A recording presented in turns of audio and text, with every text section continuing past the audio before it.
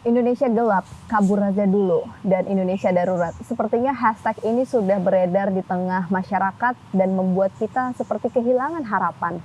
Tapi di tengah itu pasti masih ada secercik harapan yang akan kita tumbuhkan bersama. Dari sudut pandang seorang ahli ekonomi yang sudah tidak asing lagi, di sebelah saya Profesor Renald Kasali. Selamat datang Profesor Renald Kasali. Aku deg-degan loh ini. Karena ngefans banget sama semua konten Prof yang ada di Instagram. Aduh, Masya Allah, di YouTube. Karena jarang sekali ada seorang pakar yang juga mengikuti kekinian gitu di era Prof. Tapi daging semua gitu Prof. Sehat Prof? Alhamdulillah, puji Tuhan, makasih. Iya, kesibukan apa nih Prof? Mungkin sebelum kita ngobrol-ngobrol, saya pengen tahu nih. Ya, kan perkuliahan sudah dimulai, udah jalan berapa minggu ya, 3 atau 4 minggu. Ya, jadi saya kembali ngajar, sibuk. Minggu depan kami akan ekspedisi ke Maluku, mau lihat pesannya almarhum Faisal Basri, lihat Pulau Obi, lihat pulau-pulau yang ada tambangnya di sana, apa masih aman. Jadi kita jaga supaya jangan sampai pulau-pulau kita rusak kan. Iya. Ya, jaga alam. Banget, ya, apalagi banjir gini, kan kita mesti refleksi, banjir kan karena ulah manusia kan. Refleksi semua kita ya. Tapi alhamdulillah saya sekarang lagi ada di dalam satu area yang sangat nyaman, Jakarta Escape di Rumah Perubahan. Prof, ini kan nyaman banget, alhamdulillah aman dari banjir ya Prof ya kemarin aman, ya. Alhamdulillah. Dan sebenarnya nih kalau kita lihat ada penginapan juga, ada training center gitu ya Prof ya, dan sudah ada sejak 2008.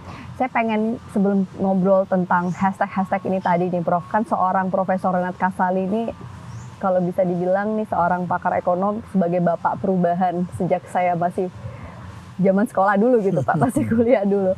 Boleh balik ke zaman dulu nggak sih Prof? Gimana sih di balik sosok Profesor Renald Kasali ini, perjuangan apa yang mungkin orang-orang nggak tahu di situ? Saya kira semua orang kalau mau berhasil tentu harus berjuang kan, pasti itu. Apalagi dulu kan tidak banyak kesempatan seperti sekarang. Jadi mau tidak mau kita harus mendobrak gitu. Kita harus mendobrak, harus cari kesempatan itu. Dulu misalnya cari beasiswa nggak ada, kita harus pergi dulu ke luar negeri. Ya paling nggak buat beli buat beli tiketnya kita harus cari uang di sini. Setengah mati kan. Ya, jadi saya harus jual mobil, harus kumpulin uang, bahkan minta sama beberapa orang senior yang itu untuk kuliah S2. Untuk kuliah S2. Nah sampai di sana kami harus kerja. Di Amerika ya Prof? Di Amerika.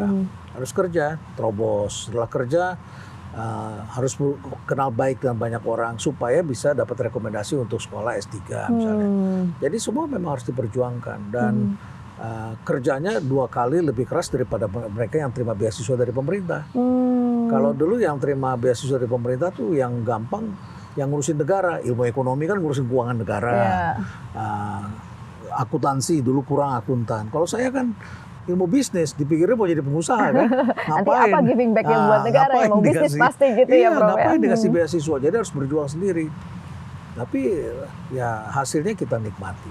Oke, menarik karena nih kita Prof. kerja keras itu. Jadi, dan waktu itu Profesor Prof Renald umur berapa? Saya berangkat ke Amerika umur 32, ngambil master setahun, setelah itu saya ngambil PhD saya sekitar 5 tahun. Dulu itu semua software itu masih harus kita masukin sendiri. Tahun berapa itu? Ya. 93. Ya. Jadi saya harus masukin sendiri, kalau kodenya salah ya sudah mulai lagi dari nol, running lagi. Tapi ini menarik ya Prof, karena di era Prof Renald dulu kan teknologi belum seperti sekarang. Jadi bisa dibilang saya kemarin juga habis pulang studi, kita semua literatur semua tinggal buka laptop dari mana aja gitu ya. Tapi kalau dibalik ke zaman itu rasanya daya juangnya yang berbeda itu sehingga mungkin muncul dengan harapan yang, karena kalau di psikologi itu kan harapan dan resilient itu sesuatu yang saling berkaitan. Orang bisa resilient kalau dia punya harapan, katanya begitu nih Prof. Kalau kita ngomongin hashtag yang lagi beredar nih Prof, jujur aja di umur-umur 30-an saya dan teman-teman ini sekarang di tengah pekerjaan tuh rasanya kehilangan harapan. Jadi kalau ada yang bilang kita kurang berjuang, ini harus seperti apa sih Prof melihat kondisi negara kita sekarang?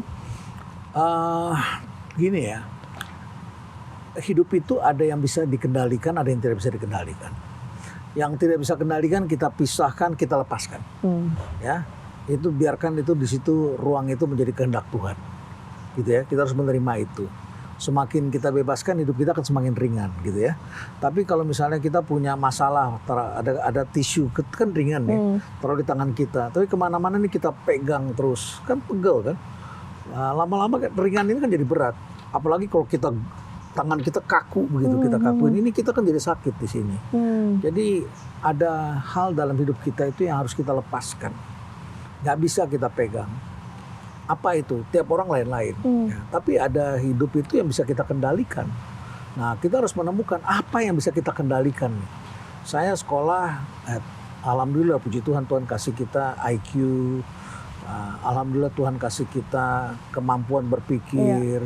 Alhamdulillah ibu kita waktu kecil menyusui kita dengan baik sehingga kita punya gizi yang baik ya. Kemudian sel otak kita bisa berkembang. Ya, akibatnya kita bisa berpikir, akibatnya kita bisa make decision. Jadi itulah yang bisa dikendalikan ya, Prof. Apa yang bisa kita sekolah bisa kita kendalikan. Tapi ada profesor yang tidak bisa kita kendalikan. Waduh, ujiannya susah banget. Ya udahlah, mau dapat C deh gitu ya kan. Anak saya lahir yang kedua keadaan kolik. Saya lagi harus ujian ekonometri yang sama sekali saya nggak pernah ambil sebelumnya. Itu Prof. Renat lagi studi PhD? S3, ya. Dan itu mata kuliah terakhir yang saya ambil di musim panas dan Amerika sedang dilanda panas yang banyak orang mati kena gelombang panas saat itu.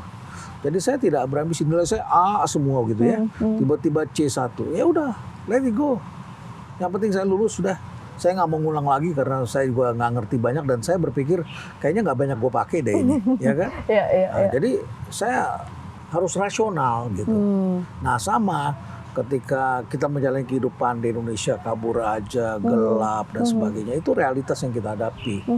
Nah berarti anak-anak muda sekarang tidak bisa sesombong dulu.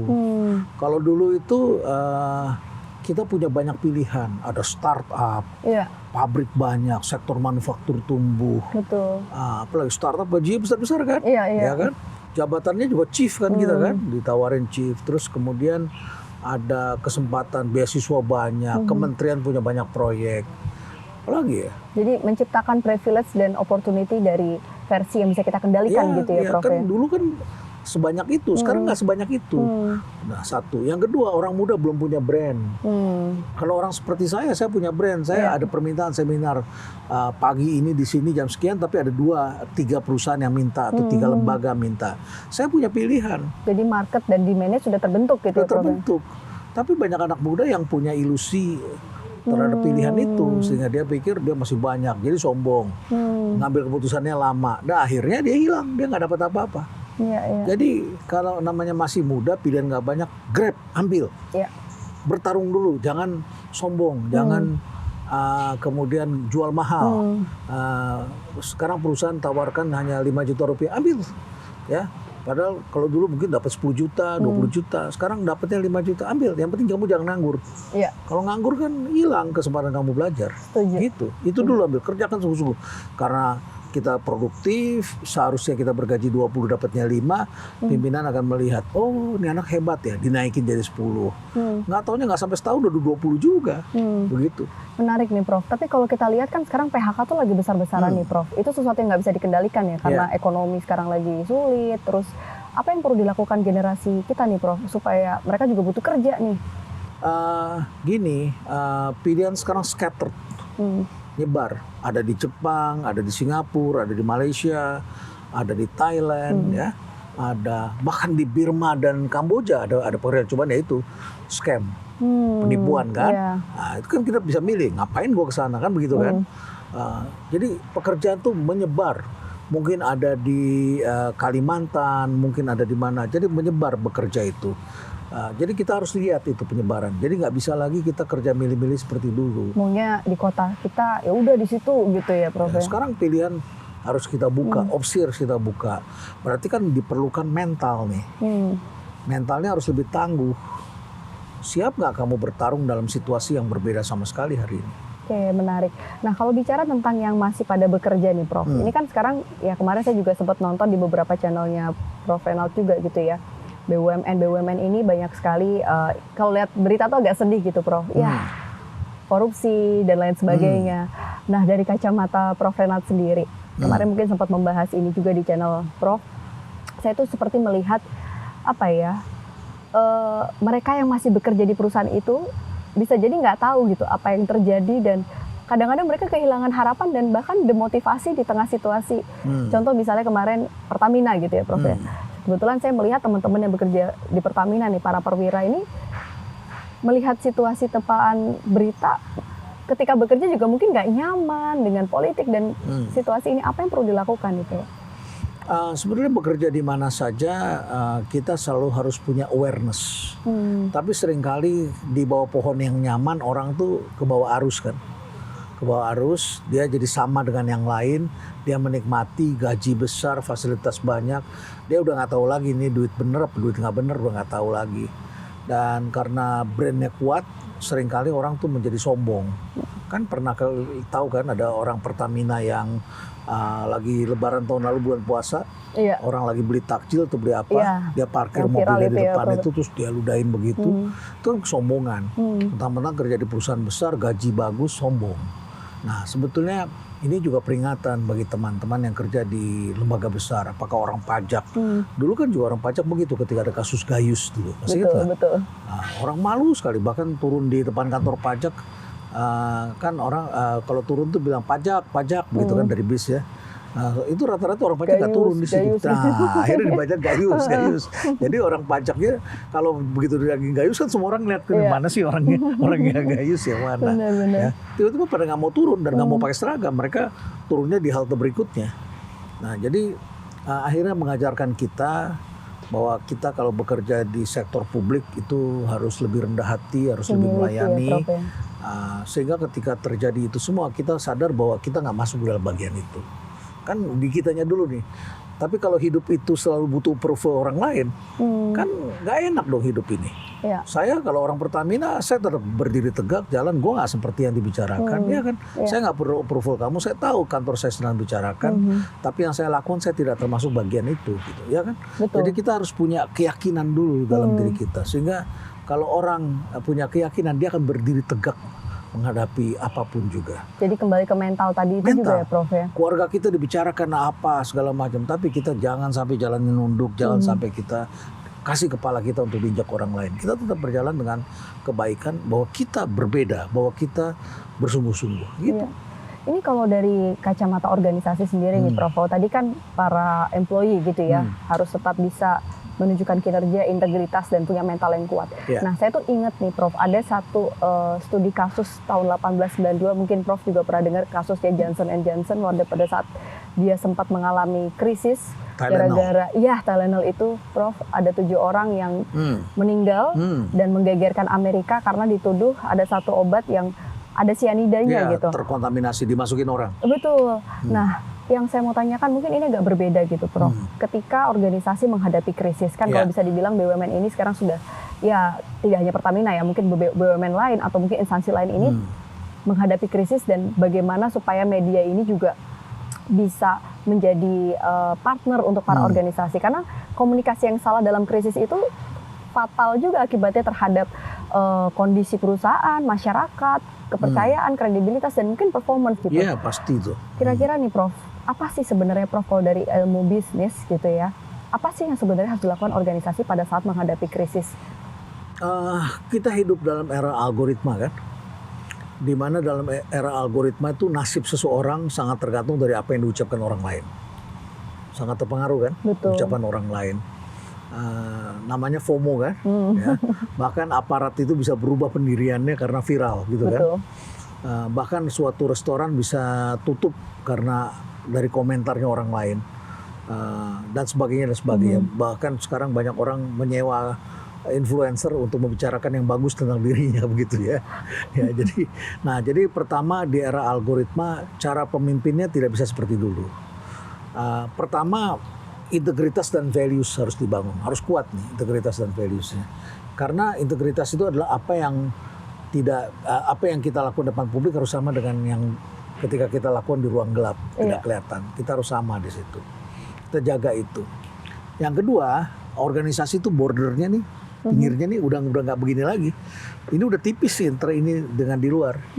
Jadi kasusnya Menristek Dikti yang mengundurkan diri, kalau itu benar, atau salah kita nggak tahu, tapi yang penting kan masyarakat percaya atau tidak percaya. Iya. Tapi kenapa itu bisa keluar rekaman suara itu? Kita nggak tahu rekaman suara siapa, tapi masyarakat kalau percaya, orang sudah tidak bisa bedakan. Itu adalah kejadian di dalam yang tidak boleh dibawa keluar. Tapi sekarang kan orang tidak bisa lagi mencegah. Ini batas ini udah nggak ada. Ya, jadi apapun yang harusnya dirahasiakan dibuka oleh publik. Sama seperti anak remaja yang bikin buku harian, yang mengharapkan dapat like dan share dari orang lain. Kalau kita zaman saya sih, buku harian nggak boleh dibaca orang itu, malah validasi ya kan, beda my privacy gitu ya. kan. Betul. Tapi sekarang kan yang ini bordernya nggak ada. Pemimpin harus mempunyai algorithmic leadership, sehingga dia tahu, dia nggak bisa lagi hanya tahu performance management, human resources, marketing, operations, financial management. Not enough. This is traditional management. Pemimpin harus punya algorithmic management. Dia harus membaca data masyarakat. Apa kata orang? Kita tidak minta approval. Tapi ketika kita bertarung lawan masyarakat, kita harus mengerti logika berpikirnya publik. Iya. Apa sih yang diharapkan publik? Betul. Salah apa kita? Salahnya di mana? Jangan apa-apa selalu kita serang balik. Ya kan? Kita juga harus mengentertain, harus menjawab. Karena misalnya ketika United Airlines ada dokter yang diseret itu, ya, David Dow, jadi viral semuanya karena dia seorang dokter, dan dokter ini nggak mau terbang besok karena dia harus merawat pasien besok pagi gitu. Apalagi yang dirawat profesi yang sangat dihormati masyarakat, veteran. Di Amerika kan penting itu. Jadi algoritma publik itu menggulung kebaikan manajemen perusahaan. Nah sekarang banyak kejadian seperti itu. Algoritma publik itu seperti misalnya sekarang gini. Niat kejaksaan sebagai sesama aparat pemerintah adalah memberantas korupsi. Niat Pertamina juga membersihkan. Tetapi kejadian ini mengakibatkan orang tidak percaya sama Pertamax. Iya. Ya kan? Betul. Yang dulu dilakukan oleh para pemimpin Pertamina adalah membuat agar SPBU Pertamina laku. Asing maunya hanya di kota aja.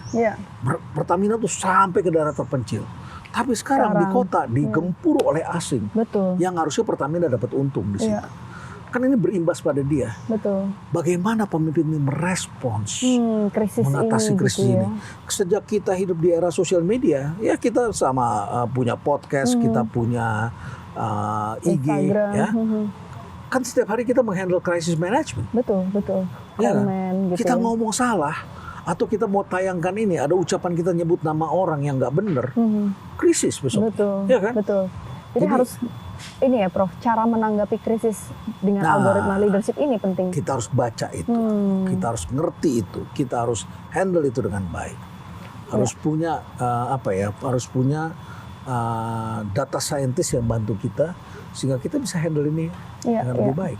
Itu menarik Prof, karena jadi sama dengan Johnson & Johnson itu kan akhirnya yang dilakukan adalah mereka melakukan tarik semuanya. Iya betul, dan bahkan mengundang badan pengawas dengan biaya yang sangat besar, tapi dalam kurun waktu 1 tahun bisnis mereka meroket, jutaan dolar profitnya naik, kemudian jadi penguasa. Dipercaya akhirnya. Iya betul, jadi sebenarnya mengakui dan tidak defensif itu menjadi langkah awal. Tapi apa landasannya bagi CEO mengambil itu? Ya?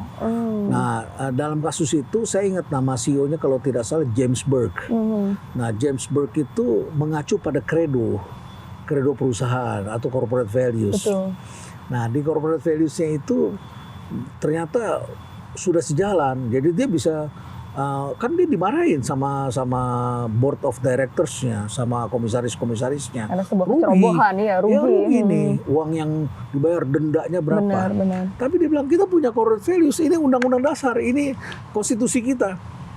Pertama-tama kita bertanggung jawab kepada pasien, pada orang tua, pada anak-anak, pada perawat dan sebagainya. Setelah ini semua dipenuhi, baru pada pemegang saham. Jadi ketika pemegang saham menuntut, kita rugi nih, jangan sampai rugi, jangan bayar. Enggak, nomor 1 tuh kita harus penuhi pasien. Nah, pasien ini ketakutan.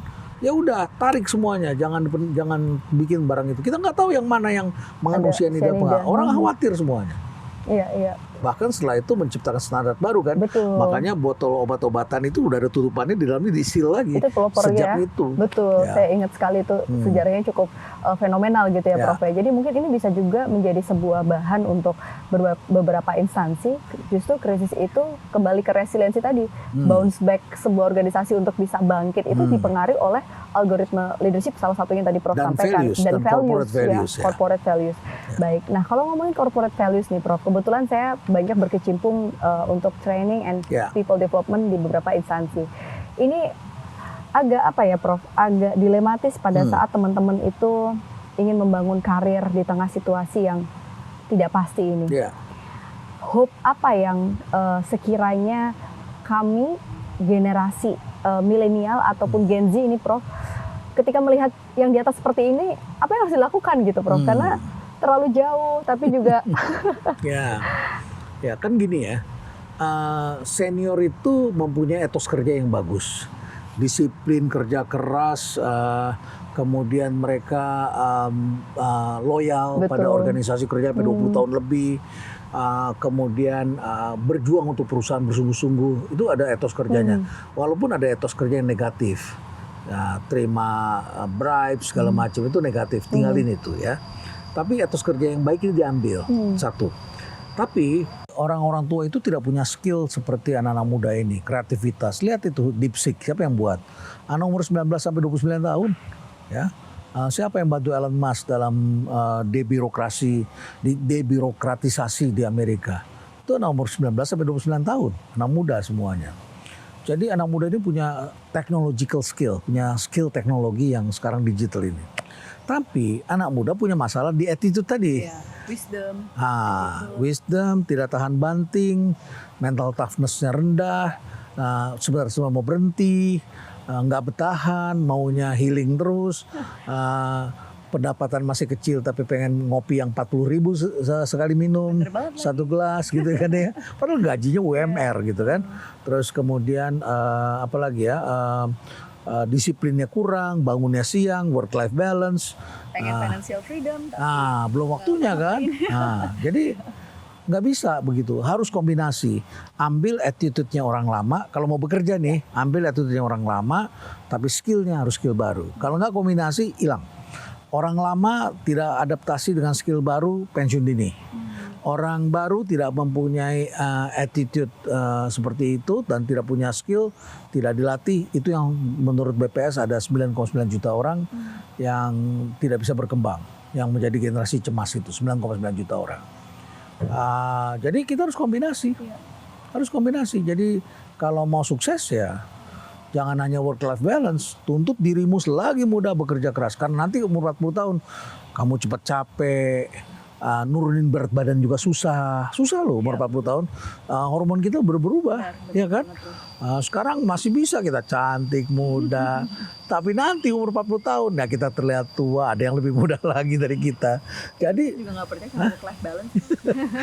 ya kalau kamu pengen work life balance dari usia muda, jadinya kamu nggak balance hidup kamu nanti. Setuju.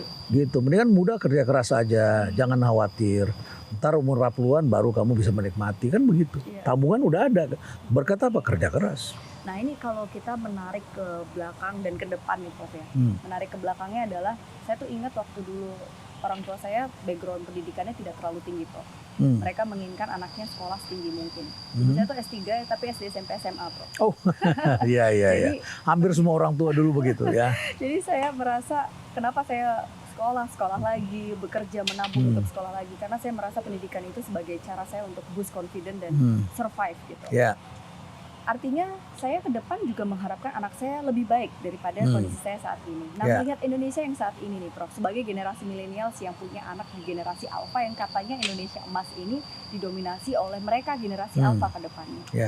Dengan adanya hashtag Indonesia gelap dan kabur aja dulu, kami orang tua milenials ini harus seperti apa nih Prof menyiapkan putra-putri kami ke depan si Gen Alpha untuk Indonesia? Pertama kita harus melihat bahwa Indonesia gelap itu adalah suatu kritik pada pemerintah agar pemerintahnya lebih resilience. Pemerintahnya tidak sembarangan gitu ya, itu satu. Yang kedua, ada orang tua yang punya pilihan, ada orang tua yang tidak punya pilihan. Berbahagialah menjadi orang tua yang punya pilihan karena punya pendidikan. Jadi kalau kita punya pendidikan, ya kita bisa baca, kita bisa make decision. Berarti kita invest buat anak kita. Artinya di usia kita yang masih muda ini, kita juga mengurangi kenikmatan kita kan.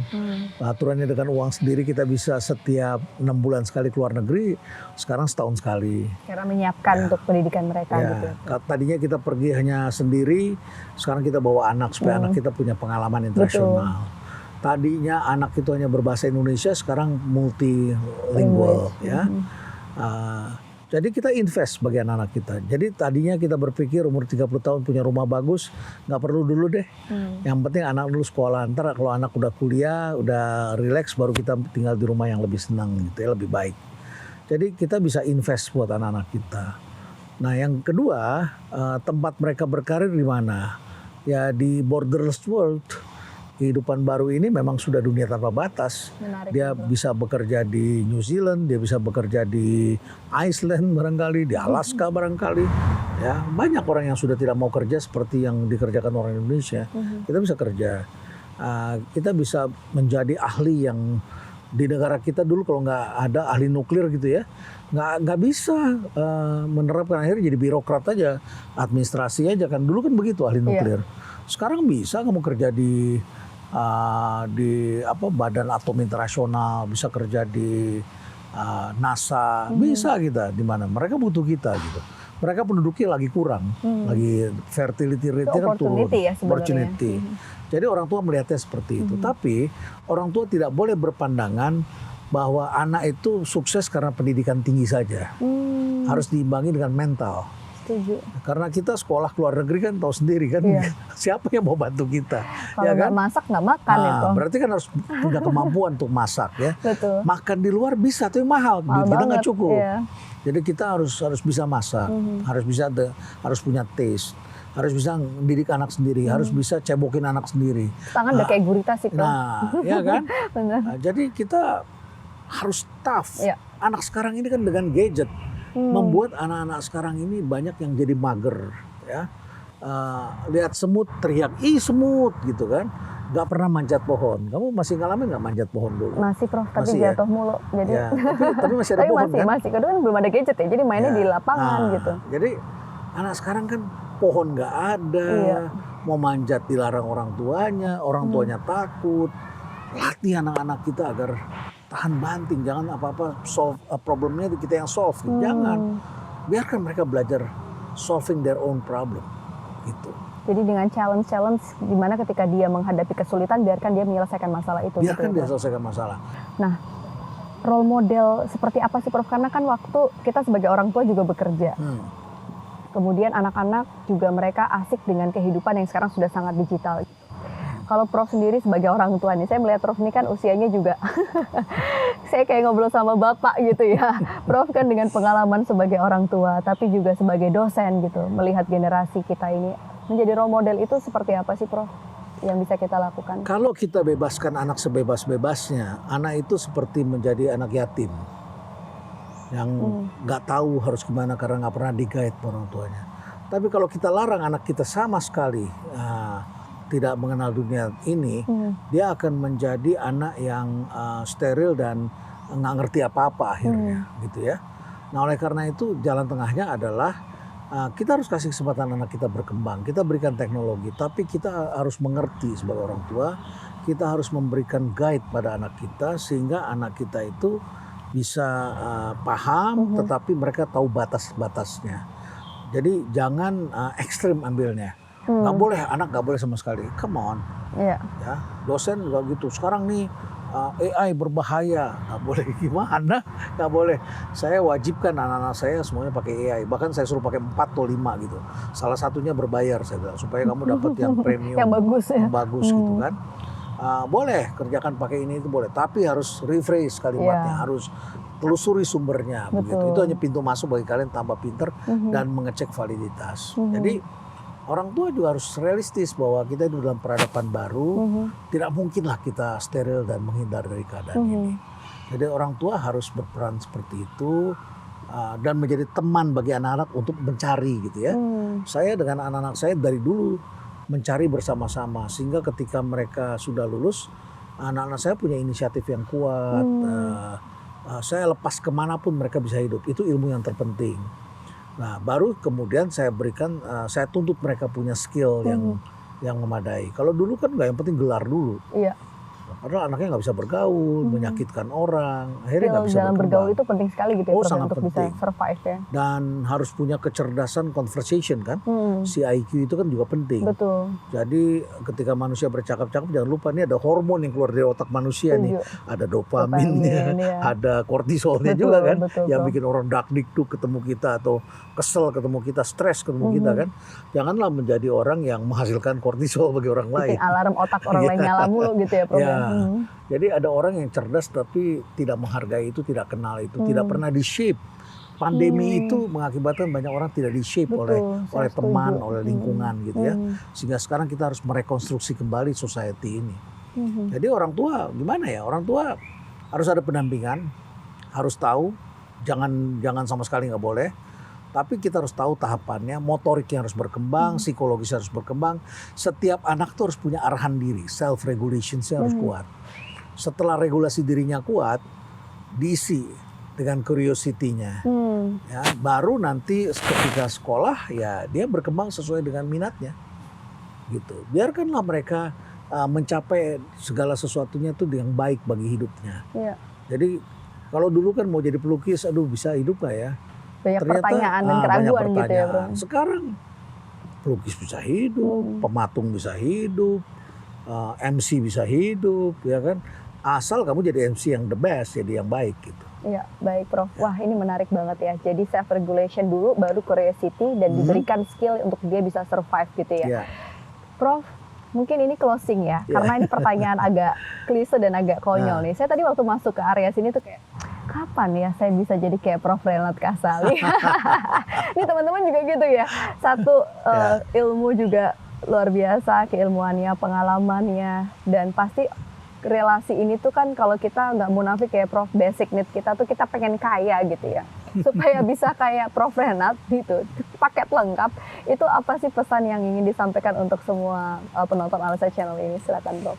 Pertama, saya tidak pernah berpikir kaya. Saya berpikir tidak pernah berpikir kaya, tidak pernah berpikir untuk dapat approval dari orang lain. Nggak pernah saya lakukan. Saya lakukan apa yang saya suka dan saya lakukan terbaik. Saya lakukan menghasilkan sesuatu. Saya berusaha keras untuk membuat orang lain paham atas apa yang saya tulis, atas apa yang saya ucapkan. Biasanya kan orang kalau nulis buku atau nulisnya jago biasanya nggak bisa ngomong. Dulu katanya begitu. Tapi saya usahakan saya bisa ngomong. Ya, padahal dulu saya nggak bisa ngomong. Nggak bisa ngomong di depan publik lah dengan baik gitu ya. Kan saya belajar, teman-teman saya kasih masukan. Lu ngomongnya kaku, mata lu tegang, ngeliatnya ke atas gitu kan. Pemula kan ngeliat ke atas gitu kan ya. Nggak berani Karena menatap nervous orang, ya, nervous Prof, ya. Tangan lu kurang rileks. Kenapa tangan lu begitu terus kayak orang ketakutan? Orang kasih tahu, terus orang kasih tahu juga kurang jokes, ya, senyumnya kurang. Saya perhatikan masukan-masukan itu. Jadi akibatnya akhirnya kita menikmati sendiri. Nah, jadi kalau kita berpikir kaya, kita akan menyakitkan banyak orang karena kita akan berpikir win-lose. Iya. Tapi kalau kita berpikir menghasilkan sesuatu yang baik, yang membuat produk itu disukai, menjadi lebih baik, orang puas, maka alam akan berpihak pada kita, gitu ya, akan memberikan pada kita semuanya. Dan ini akan mengalahkan yang lain, siapapun akan kalah dengan mereka yang berusaha lebih keras, membuat lebih baik, kualitasnya lebih baik lagi, diperbaharui terus, akan mengalahkan mereka yang stagnan. Jadi berpikir seperti itu. Nah, kalau soal rezekinya itu bonus ya, itu Prof. bonus. Itu di luar kendali kita juga di luar sebagai kendali manusia. kita, gitu ya. Jadi saya biarkan itu alam yang bekerja, biarkan kehendak Tuhan. Jadi kita lakukan itu for the glory of God, itu aja pikiran kita. Wow, keren banget. Jadi pohon pun di tengah jalan tidak saya tebang karena saya mikirin ini kalau saya tebang ini Tuhan marah nggak ya sama saya? Saya mikir gitu ya, karena di dalamnya ada makhluknya dia kan di atas, ada tupai tinggal di atas, ada semut di atas, ada makhluknya ini di atas ini kan, ada semut, ada burung di atas begitu. Jadi saya mikirin, kalau saya tebang Tuhan marah nggak ya? Terus orang yang duduk di sini kesel nggak ya jadi kering, nggak ada angin, nggak ada kesejukan gitu. Jadi mencoba untuk mencari keberkahan dengan cara Prof tadi ya, kayak apa yang Tuhan suka dan tidak suka itu juga penting ya Prof ya. Saya nggak peduli sama ahli Feng Shui yang bilang pohon ini menghalangi rezeki kita di tengah jalan. Saya nggak peduli. Menutup pintu. Menutup pintu. Saya bilang enggak. Justru ini bawa Feng Shui bagi saya gitu. Saya anggap begitu. Walaupun secara teorinya nggak bisa. Gitu. Tapi saya bilang biarkanlah alam yang memutuskan. Saya juga nggak perlu tuh dapat kaya-kaya amat gitu. Udah cukup segini gitu. Gitu aja. Jadi ada orang yang datang mengatakan, Pak Renald boros amat nih bangunannya banyak pohon gitu. Kok bikin gedung? Ini rezekinya sudah lebih banyak. Bapak ngambil utang dong di bank. Kami nggak punya utang bank. Jadi kami tidak menggunakan itu untuk leverage kekayaan. Kan leverage namanya kan. Betul. Meleverage kekayaan. Kami hanya merasa sudah cukup aja. Karena pohon ini memberikan kita kedamaian, ketenangan gitu ya. Udah cukup. Keren banget Prof. Ini filosofi yang kalau saya coba tarik nih Prof, saya jadi ingat sama satu insight yang saya dapetin di satu mata kuliah. Jadi Prof ini menjalankan untuk semua yang dilakukan Prof ini do your best. Kayaknya effort terbaik gitu dalam setiap kesempatan tanpa memikirkan hasilnya. Terus dengan kita melakukan yang terbaik, be the best. Akhirnya jadi yang terbaik. Seorang Prof Renald Kasali kita tahu sebagai salah satu ahli ekonomi yang bisnis gitu ya, yang cukup punya nama, yang sangat punya nama, menjadi terbaik. Dan terakhir adalah saya melihat be happy. So do the best, be the best, and be happy. Generasi muda hari ini jangan langsung lompat dulu pengen happy-nya. Tapi do your best dulu dan jadilah yang terbaik dulu. Happy itu akan mengikuti sesuai dengan value dan jati diri kamu. Terima kasih banget Prof. Terima kasih sama-sama Mbak Ana. Semoga makin sukses. Amin, terima kasih. Salah satu role model saya look up tuh banget ke beliau. Semoga sesi ini bermanfaat buat teman-teman. Pasti bermanfaat karena daging semuanya saya belajar banyak. Sehat-sehat terus Prof. Amin, terima kasih. Juga Mbak Ana sehat-sehat. Iya, thank you for watching. Assalamualaikum warahmatullahi wabarakatuh.